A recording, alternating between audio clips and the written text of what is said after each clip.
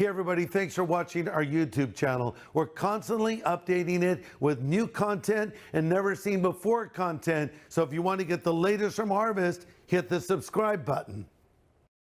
So Antichrist will come at first with these gestures of peace and these ideas of brotherhood and of peace and of so forth, and people will embrace him. Adolf Hitler did much the same thing. You know, when we think of Hitler, we remember those black and white newsreels where he's speaking away and the people are sitting in rapt attention. But you need to understand that Hitler had rallied the support of the German people through an interesting turn of events. When Hitler emerged on the scene, Germany was in desperate financial straits. The people were virtually starving to death. Communists were rioting in the streets and there was general chaos. And along comes Hitler. He seemed to be a voice of authority in the midst of this chaos. He spoke to the German people of being a people of destiny, and he promised glories to come. He said once again, Germany would rule the world. And he said that the Roman Empire would be revived and Hitler would be its head, and he would lead them out of their morass. And sure enough, they were led out of a failed economy in 5 years.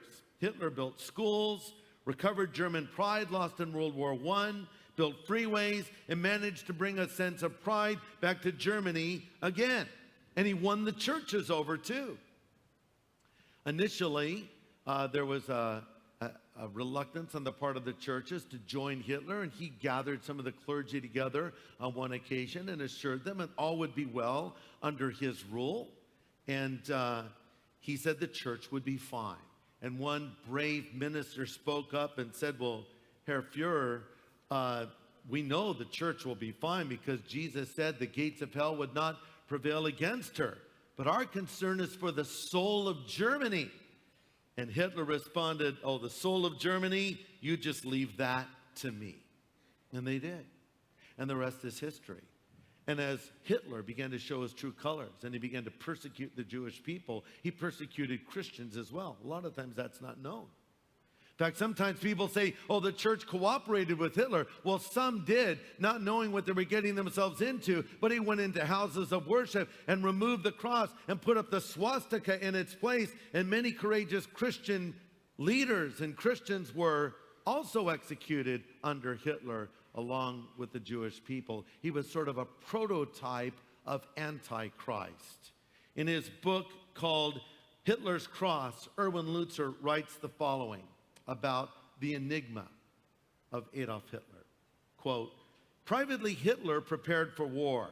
Publicly, he gave speeches about his desire for peace. Privately, he enjoyed pornography.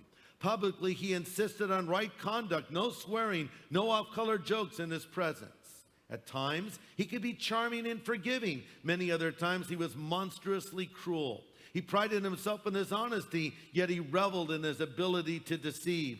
The German people must be misled if the support of the masses is required, he mused. Hitler was a cauldron of contradictions. He could weep with tenderness when talking to children and rejoice over the completion of another concentration camp, end quote.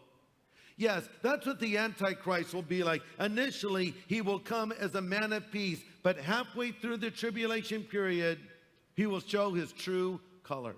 See, he is going to help the Jewish people rebuild their temple. And that's why many will embrace him as Messiah.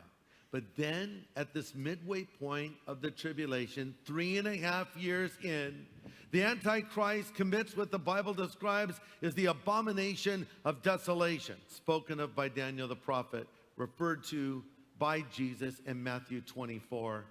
And explained to us in 2 Thessalonians 2.